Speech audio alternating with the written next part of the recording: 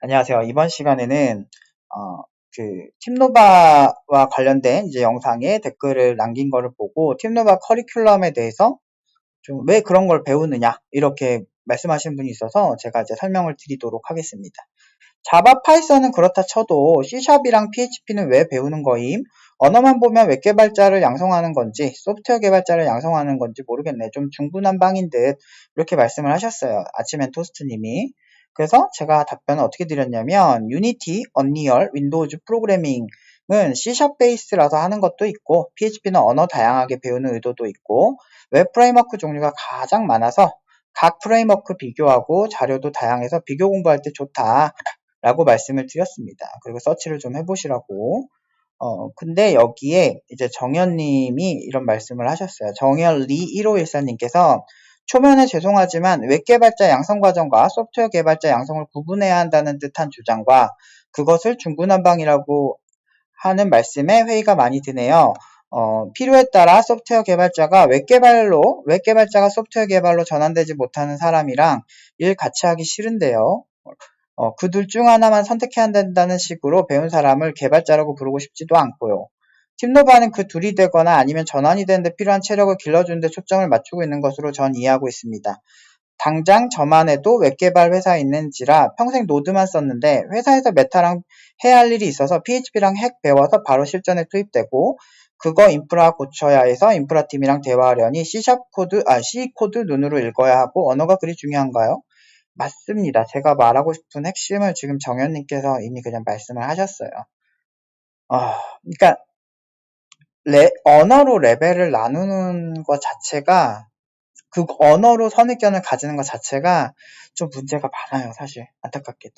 이게 객관적으로 여러 관점으로 좀 제가 말씀을 드려야 되는 게 일단 봐보세요. 우리가 논리라는 거를 가지고 한번 생각을 해봅시다.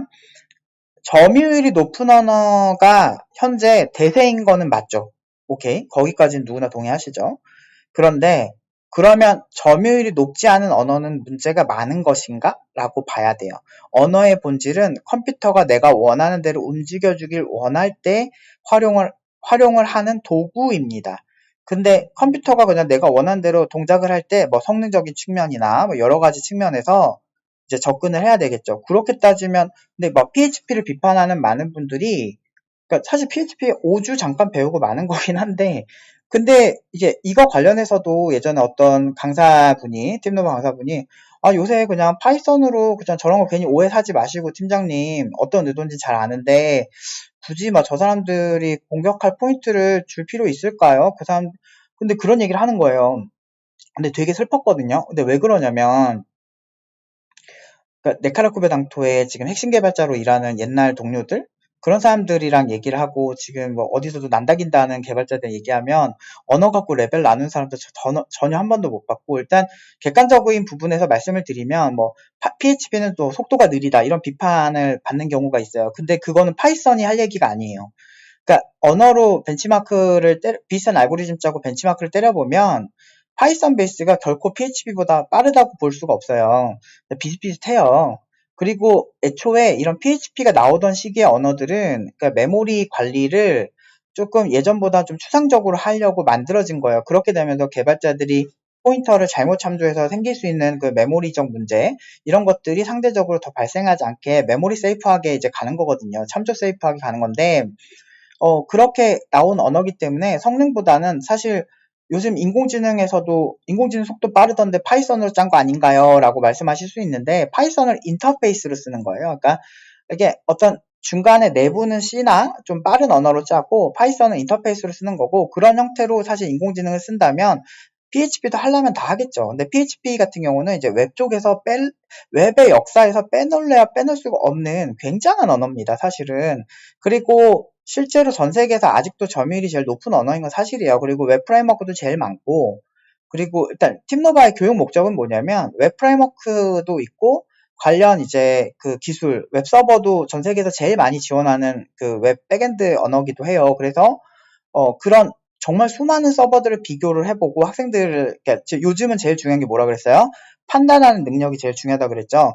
학생들의 머리를 좀 복잡하게 만들려고 하는 게 이 PHP를 가져온 목적이에요. 일단 처음에 언어 자체는 좀 쉽거든요. 자바보다는 처음에 배우긴 쉬워요. 그래서 자바를 거치고 그 다음에 백엔드 언어로 넘어갈 때 배우는 건데, 파이썬으로 하기에는 너무 파이썬만 할 것 같아서, 왜냐면 이게 파이썬만 하는 사람은 파이썬만 하려고 그래요. 근데 그렇게 고착화되는 걸 제가 방지하고 싶어서 그래요. 제가 옛날에 그 아는 개발자고 되게 유명한 네임드 개발자인데, 그 친구 개발 정말 잘하는 친구였는데, 그 친구가 10몇 년 전에 같이 회사에서 일할 때 만났어요.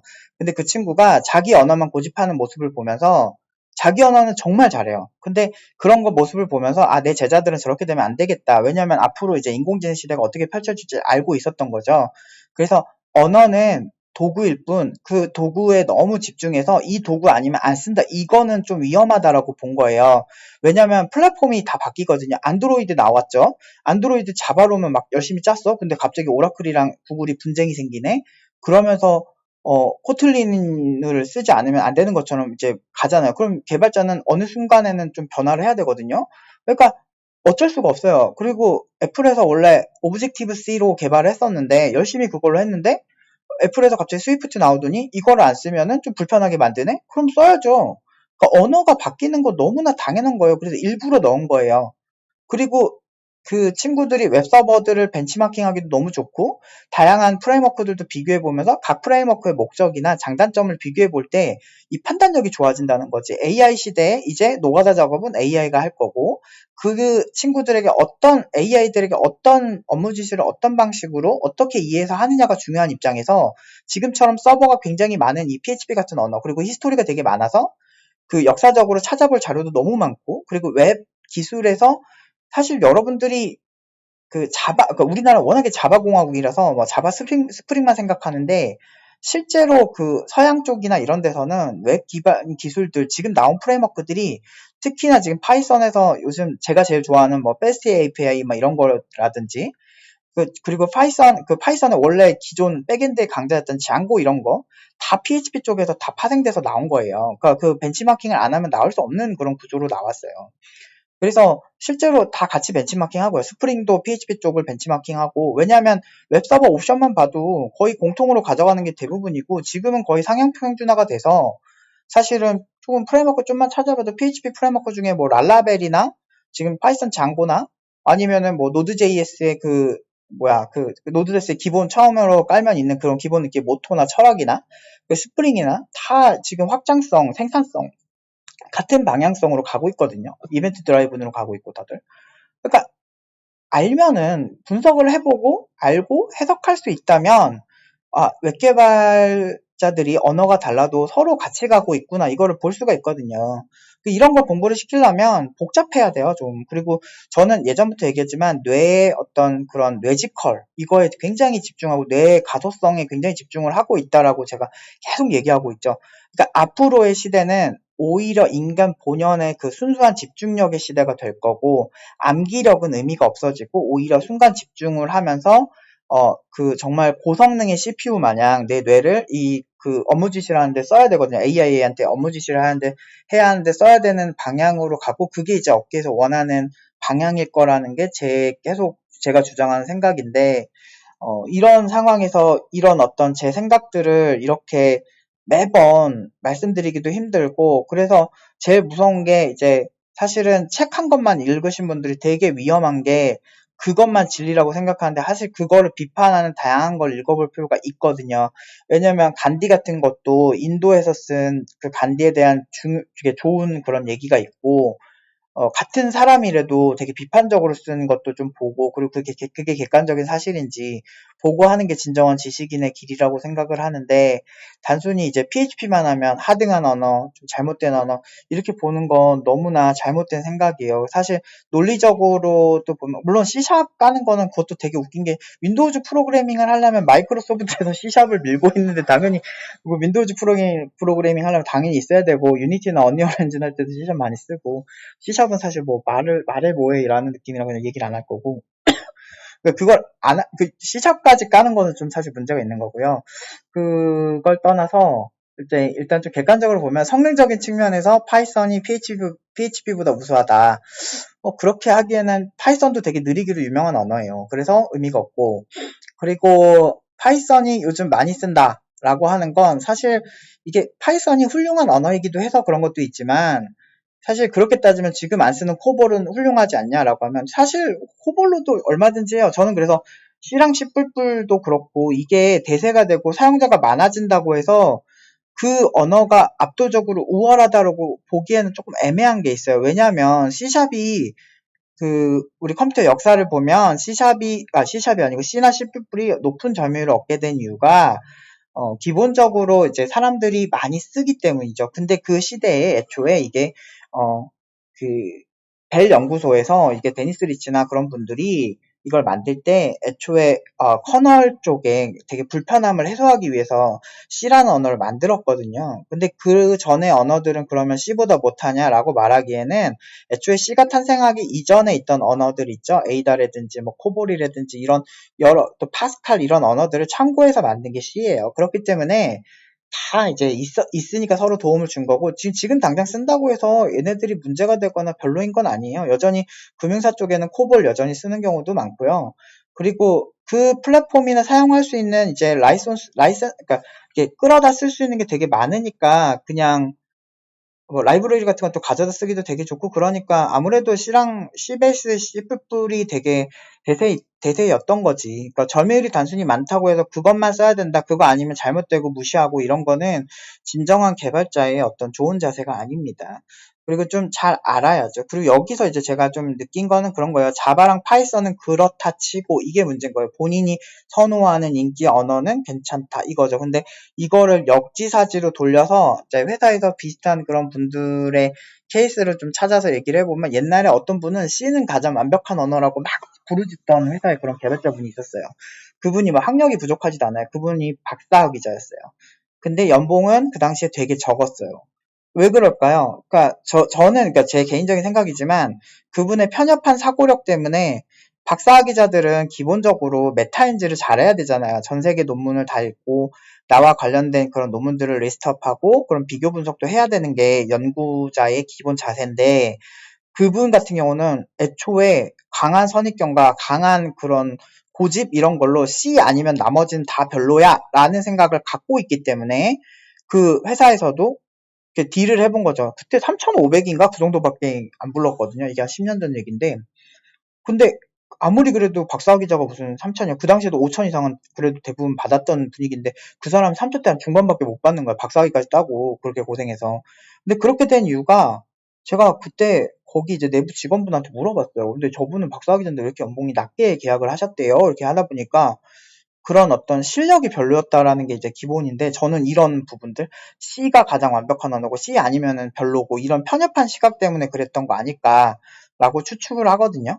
근데 실제로 얘기해 보면은 좀 막막하고 답답하더라고요. 그러니까 저는 정치랑 이거랑 비슷하다고 보는 게 제가 어느 순간부터 사람들이랑 정치 얘기를 하기 싫어진 이유가 저 같은 경우는 지금 뭐 좌나 우나 뭐 그거 별로 중요하지 않고 지금 당장 이게 뭐 서민들 입장에서 아니면 특정 국민들 입장에서 뭐가 좋냐 나쁘냐 뭐 이런 입장에서의 판단만 할 줄 알았거든요. 근데 이제 보니까 이제 제가 이제 극단적인 사람들을 이렇게 보면서 느낀 건데, 극단적인 우파, 극단적인 좌파를 보면서 느낀 건데, 이 사람들은 상대 진영은 악마고, 우리는 되게 천사고, 라는 측면으로 보기 때문에 천사가 대의를 위해서 조금 못된 짓 하고 좀 비리를 저질러도 괜찮다라는 관점으로 자기 편은 되게 좋게, 되게 뭐 솜털처럼 이렇게 바라보고 있고, 반대로 이제 상대 진영은 조금이라도 이렇게 악독한 행위가 보이면, 거 봐라, 저거, 저 악마 새끼, 이렇게 보는 느낌이 되게 강했어요.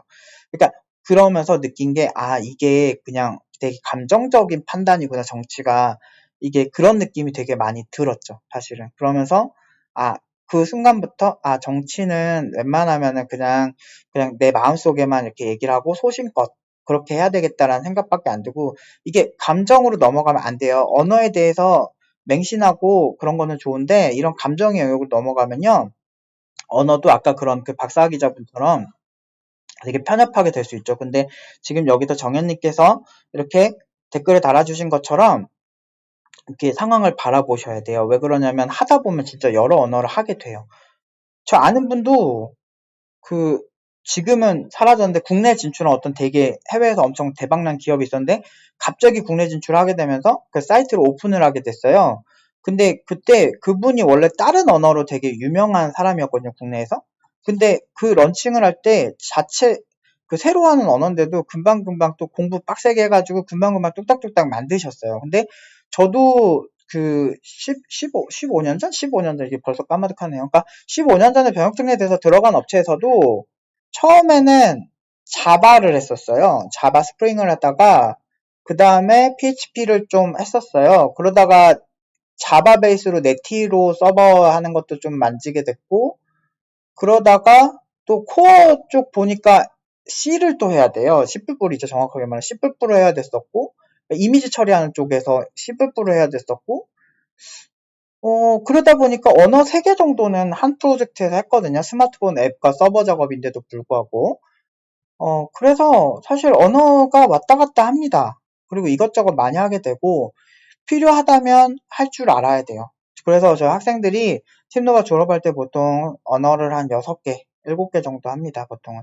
그래서, 7개까지는 아니도 많이 하는 친구는 6개, 적게 하는 친구들은 4개 이상은 무조건 하게 돼요. 일부러 그렇게 하는 거예요. 그러니까, 한 언어에 갇혀서 외골수 개발자가 되는 게 저는 죽어도 싫습니다. 제 학생들이.